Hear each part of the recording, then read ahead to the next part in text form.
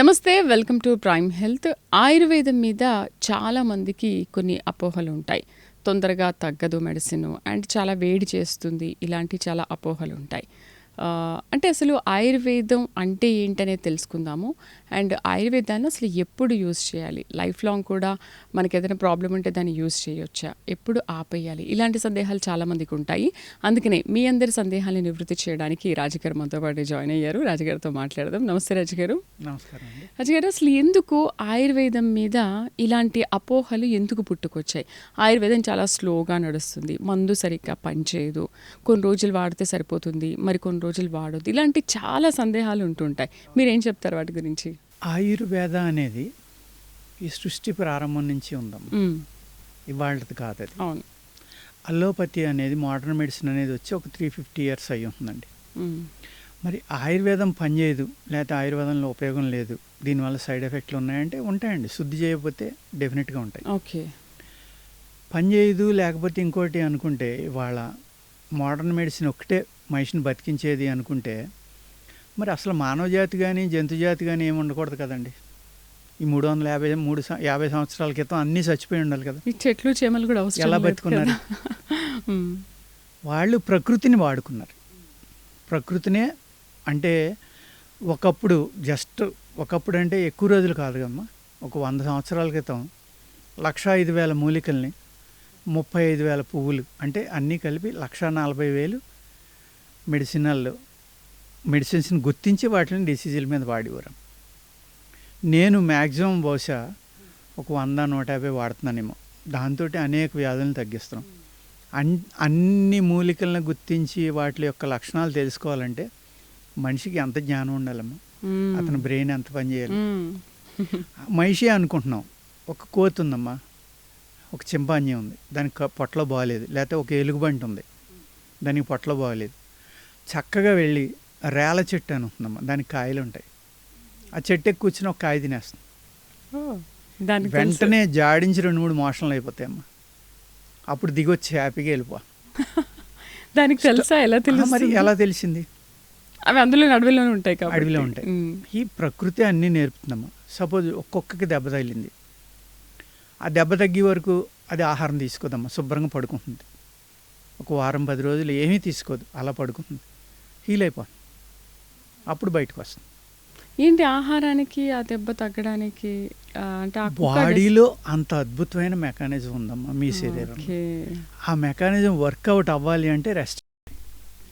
ఆహారం తీసుకుంటే ఏమవుతుందంటే ఆహారాన్ని అరిగించడానికే దాని సమయం అంతా అయిపోతుంది. ఏదైతే అద్భుతం చేసే మీలో ఇమ్యూనిటీ బ్యాక్టీరియా ఉందో అది అంతసేపు ఆహారం అరిగించడానికే దాని టైం అయిపోతుంది. అందుకు విశ్రాంతి అనేది ఇస్తే ఆ విశ్రాంతి సమయంలో మీ శరీరంలోనే డైజెషన్ అద్భుతమైన మెకానిజం రిపేర్ చేసే లక్షణం కొన్ని కోటాను సెల్స్ ఉంటాయమ్మా. అలాగే ఒక మోడర్న్ సైంటిస్ట్ది నేను ఒక కాలం చదివా, ఎప్పుడు మన కరోనా వచ్చినప్పుడు. కరోనా వైరస్ వల్ల అంత భయపడిపోయి చేయక్కర్లేదు, ఒక హ్యూమన్ బాడీలో 2 లక్షల వైరస్లు ఉంటాయని చెప్పాడు ఆయన. 2 లక్షల రకాల వైరస్లు ఉంటాయి ఒక హ్యూమన్ బాడీలో. ఓకే. అటువంటి వైరస్సే ఇది కూడా. దీనికి అంత భయపడిపోయి చేసేవలసిన పని లేదు. ఇది ఎన్నో రకాలుగా మనుషుల్ని ఇబ్బంది పెట్టి భయపెడుతున్నారు, భయం వల్ల చాలామంది చచ్చిపోతున్నారని ఒక మోడర్న్ సైంటిస్టు అమెరికా అయినా స్టేట్మెంట్ ఇచ్చాడు. నేను గూగుల్లో చదివానమ్మా అది. అలాగా మీ శరీరమే అన్ని పనులు చేసుకోగలదు, దానికి ప్రకృతి ద్వారా సపోర్ట్ ఇవ్వాలి. ఓకే. ఇప్పుడు హిమాలయ యోగులు ఉంటారమ్మా, ఋషులు ఉంటారు, వాళ్ళు 10 రోజులకు ఒకసారి తింటారు, లేకపోతే నెలకి తింటారు. ఉండగలరు? అసలు నిజంగా ఉన్నారమ్మా, చాలామంది ఉన్నారు. వాళ్ళు ఉండగలరు, కానీ మనం ఈ మోడర్న్ టెక్నాలజీలో అసలు మనం వాళ్ళకి అక్కడ మూలికలు కూడా ఉంటాయమ్మా, అద్భుతమైన మూలికలు, అవి తింటారు. ఆ మూలిక కూడా ఒక ఆకు తింటే ఒక వారం ఆకలి అవదు. ఓ, ఇలాంటివి కూడా ఉంటాయి, చాలా డైట్ చేయొచ్చు దాంతో. వాళ్ళు అటువంటివి వాడుకుంటారు. అలాగే హ్యూమన్ బాడీకి ఏ విధంగా మనం చేయగలము అంటే, ఎప్పుడైతే మీరు ఆహారం తీసుకోవడం మానేశారో అప్పుడు ఏం చేస్తారంటే పేగులను కూడా శుద్ధి చేసుకోవాలమ్మా. మనం అంత క్రితం తిన్న ఆహారం, వాటర్ కానీ లిక్విడ్స్ కానీ మూత్రం ద్వారా బయటికి వెళ్ళిపోయి ఈ మలం అనేది కూడా పూర్తిగా ఖాళీ అయిపోయి శరీరంలో ఇంకే విధమైన ఇది ఉండకూడదు. అప్పుడు ప్రాణాన్ని నేను ఏదైతే చెప్తున్నానో ఆక్సిజన్ అనేది ఆ ఆక్సిజన్ అనేది తీసుకోవడం కూడా తగ్గించేస్తారమ్మా వాళ్ళు. ఓకే. ఇక్కడ శ్వాస గురించి మీకు చిన్న రహస్యం చెప్తానమ్మా. ప్రతి మనిషి రోజుకి 21,600 సార్లు శ్వాస తీసుకుని వదులుతారు. మీరు పుట్టగానే మీ జీవితానికి ఇన్ని శ్వాసలు అని లెక్క. అన్ని శ్వాసలు అయిపోయాక మీరు కంపల్సరిగా ఇక్కడి నుంచి వెళ్ళిపోవాలి. ఆ శ్వాసనే వీరబ్రహ్మేంద్ర స్వామి హంస అనేవారు. యోగశాస్త్రంలో హంస అంటారు. ఆయన ఒక్కైనా చెప్పడం కాదు. చూడండి, మనకి పల్లెటూరులో ఎవరైనా పోతే హంస ఎగిరిపోయిందిరా అంటే శ్వాస అయిపోయింది, ఆగిపోయింది. మనకి ఈ జీవితంలో ఇంత ఆహారం, ఇంత శ్వాస అనేది ఫిక్స్డ్ అమ్మ. పుట్టగానే ఆఖరి మెతుకు తినేసాక, ఆఖరి శ్వాస అయ్యాక ఆ మనిషి ఇక్కడ ఉండడానికి లేదు. అందుకు యోగులు ఏం చేస్తారంటే ఈ శ్వాసను దాచేసుకుంటారు. ఇప్పుడు 21,600 సార్లు శ్వాస మనం ఏదైతే చేస్తున్నామో 21,500 శ్వాసలను ఆపేసి 100 శ్వాసలే రోజుకు తీసుకునే వాళ్ళు ఉన్నారమ్మా. అది ఎలా సాధ్యం? బై 100 కొట్టుకోండి, ఎన్ని రోజులు అవుతుందో చూడండి మీరు. అప్పుడు 250 రోజులు అవుతుంది. 150 రోజులు, 15 రోజులు ఎంత అవుతుంది అంటే మనకు ఒక రోజు అయితే వాళ్ళకి అన్ని రోజులు, మనకు ఒక సంవత్సరం అయితే అన్ని సంవత్సరాలు. అర్థమైంది కదమ్మా ఇక్కడ క్యాల్కులేషన్. ఆ శ్వాసను ఎప్పుడైతే దాహేసుకున్నారో ఆ శ్వాస కంప్లీట్ అయ్యాక వాళ్ళు చావరు. ఆ విధంగా ఈ లైఫ్ లెంగ్త్ అనేది పెంచుకుంటారమ్మా యోగులు, ఋషులు, ఈ బుద్ధిస్ట్ మాంక్స్ వీళ్ళందరూ కూడా. ఎప్పుడైతే మీ శరీర శుద్ధి చేసేసుకుని పొట్టలో ఏమీ లేకుండా మలమూత్రాలు అనేవి మన శరీరంలో మిగలకుండా బయటికి పంపేసి ఈ శ్వాసను ఆపేశారో అప్పుడు ఏమవుతుందంటే ఈ శ్వాసను తగ్గించడం వల్ల హార్ట్ బీట్ కూడా తగ్గిపోతుంది. హార్ట్ బీట్ తగ్గిపోవటం అంటే ఫిస్ట్ని ఆగిపోతుంది, పెట్రోల్ అక్కర్లేదు అక్కడ. అప్పుడు ఆహారం, నీరు అక్కర్లా. లాజిక్ అర్థమైంది కదమ్మా మీకు. ఆ విధంగా వాళ్ళు వారం 10 రోజులు 20 రోజులు కూడా ఆహారం తీసుకోకుండా, నీళ్లు లేకుండా కూడా బతకగలరు. అయితే రాజుగారు, ఇప్పుడు ఇక్కడ ఒక చిన్న సందేహం రావచ్చు. మనం పొట్టలో ఉన్నదంతా ఖాళీ చేసుకుంటాము, ఏమీ తినలేదు. ఇప్పుడు మనమే అంటూ ఉంటాం చాలామందిని, ఏమీ తినలేదు, గ్యాస్ట్రిక్ వచ్చేసింది, కడుపు ఉబ్బు వచ్చేసింది, ఉబ్బిపోయింది అని అంటూ ఉంటారు కదా. మరి ఇప్పుడు వాళ్ళు ఎలా ఉంటారు? స్లోగా సాధన ద్వారా వెళ్తారమ్మా. ఒకే రోజు అలా గ్యాస్ట్రిక్ ఏమీ రాదా? ఎటువంటి ప్రాబ్లం ఏముండదు. వాళ్ళు మనకంటే చాలా బాగుంటారు. ఒక స్వామీజీని ఇలాగే ఆయన, నాకు సరస్వతియో దుర్గో నాకు నాలుగు మీద ఏదో రాసింది, అప్పటి నుంచి నేను 100 ఏళ్ళ నుంచి ఏమీ తింటలేదు, తాగట్లేదు అని ఒక ఆయన అంటే, మన డిఫెన్స్ వాళ్ళు ఆయన్ని ఒక రూమ్లో పెట్టి ఒక 3 నెలలు టెస్ట్ చేశారు. 3 నెలల్లో ఆయన రీడింగ్స్ ఒక చిన్న పిల్లోడికి ఉన్నట్టున్నాయి. 100% హెల్తీ పర్సన్ లాగా. ఈ 3 months కూడా ఆయన వాటర్ తీసుకోలేదు, ఆహారం తీసుకోలేదు.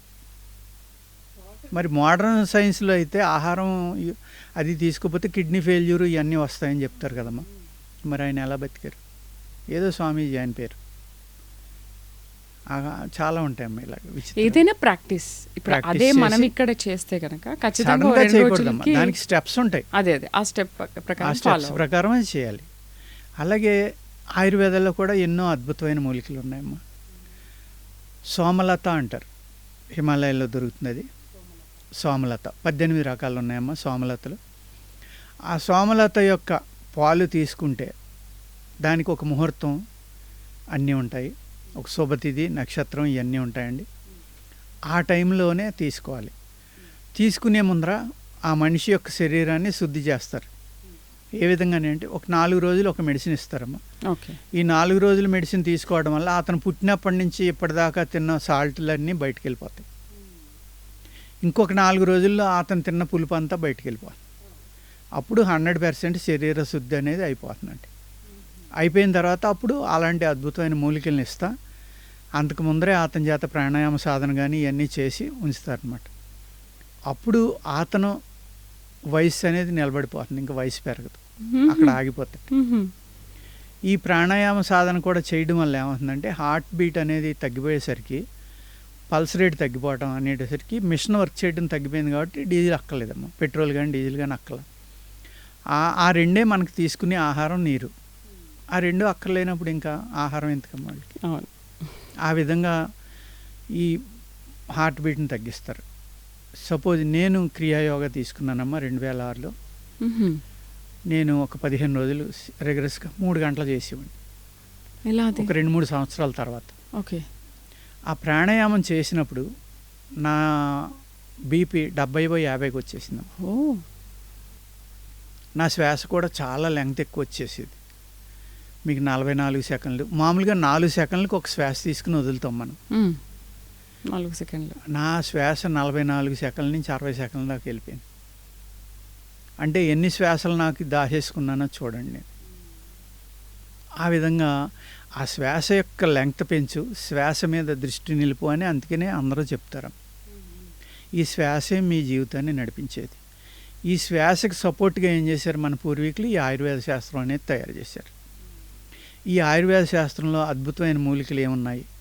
ఈ మనిషి యొక్క జీవన శైలిని మార్చి ఆరోగ్యంగా ఉంచి ఎక్కువ సంవత్సరాలు బతికేలాగా ఏ విధంగా చేయగలవు అనేది వాళ్ళ జ్ఞాననేత్రంతోటో యోగ దృష్టితోటో తెలుసుకుని అనేక వేల గ్రంథాలు రాశారమ్మ. రాజుగారు, ఇప్పుడు సైన్స్ టెక్నాలజీ ఇంతగా అలోపతి పెరిగిపోతున్న టైంలో ఆయుర్వేదానికి ఉన్న ముఖ్య పాత్ర ఏంటి? ఆయుర్వేదం అనేది ఇప్పుడు ఈ రోజుల్లో ఏ రేంజ్లో ఉంది? ఒక పర్సంటేజ్ చెప్పగలరేమైనా? చెప్పగలనమ్మా. అంటే కరోనా రాకముందర బహుశా 2-3లో ఉండొచ్చమ్మా. ఇప్పుడు ఒక 20-15%లోకి వచ్చింది. బహుశా ఈ కషాయాలు తాగడం లెక్కేసుకుంటే మనకి మోర్ దాన్ 50 అయిపోయిందని అనుకోవచ్చు. అవును. ఎందుకు అంటే ప్రతి ఒక్కరికి అర్థమైందమ్మా, మన భారతదేశంలో వీళ్ళు నీట్గా ఉండరు, హైజీనిక్గా ఉండరు, వీళ్ళకి ఎలా బతకాలో తెలియదు.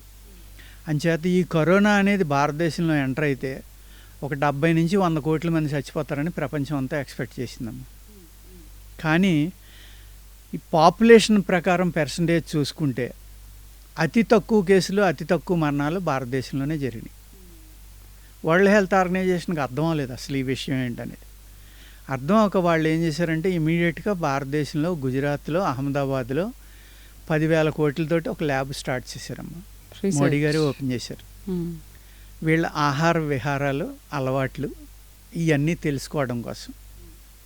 భారతదేశంలో వాళ్ళకి ఏమీ తెలియదు అనుకున్నాం, వాళ్ళు హైజీనిక్గా ఉండరు అనుకున్నాం, కానీ వాళ్ళే కోట్ల మంది చచ్చిపోతారు అనుకున్నాం. కానీ వాళ్ళు అతి తక్కువ మందికి వచ్చింది, అతి తక్కువ మంది చనిపోయారు పర్సంటేజ్ ప్రకారం.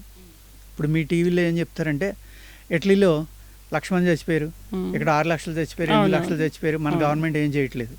ఇటలీ పాపులేషన్ 3 కోట్లు ఉంటే ఇక్కడ 140 కోట్లు ఉంటే దాన్ని పోలిస్తే అలాగా ఇలాగా ఏదో ఒకటి మాట్లాడేస్తూ ఉంటారు. అది కాకుండా పర్సంటేజ్ వైజ్ చూసుకుంటే 140 కోట్లలో ఎంతమంది పోయారు, ఎంతమందికి వచ్చిందని చూసుకుంటే అతి మినిమం భారతదేశంలోనే జరిగిందండి. ఈ విధంగా ఆయుర్వేద అనేది కానీ, అంటే ఆయుర్వేదం మన ఆహారంలోనే ఉందాం. మన జీలకర్ర ఆయుర్వేదం, ధనియాల ఆయుర్వేదం, అల్లం ఆయుర్వేదం, లవంగాల ఆయుర్వేదం, దాల్చిన చెక్క ఆయుర్వేదం, అన్నం ఆయుర్వేదం, ఇలాగ ప్రతిదీ, కరివేపాకు, ప్రతిదీ కూడా సోప్ కానీ అన్నీ ఆయుర్వేదంలో ఏ అయితే మానవాళికి ఉపయోగపడతాయో దాన్ని భారతదేశంలో సనాతన ధర్మంలో ఆహారంలో కలిపేశారు, మందుగా చెప్పకుండా. మెడిసిన్గా అంటే తినరు కాబట్టి. అందుకు అంత రెసిస్టెన్స్ పవర్ అనేది ప్రకృతిలో ఉన్న పదార్థాలను మనం తీసుకోవడం అనేది జరగడం వల్లే మన ఆయుర్వేద అనేది ఇంత ప్రాముఖ్యత రావటం కానీ, లేకపోతే మన జీవన విధానంలో మనం ఆరోగ్యంగా ఉండటం కానీ జరిగిందండి. అవన్నీ వదిలేసి మనం మోడర్న్ వైపుకి వెళ్తున్నాం కాబట్టి ఇన్ని రకాల ప్రాబ్లమ్స్ని మనం ఫేస్ చేయవలసి వ్యాధులు వస్తూ ఉన్నాయి. సూపర్ రాజు గారు, అసలు ఆయుర్వేదం అనే పదానికి మంచి నిర్వచనం చెప్పారు. Thank you very much.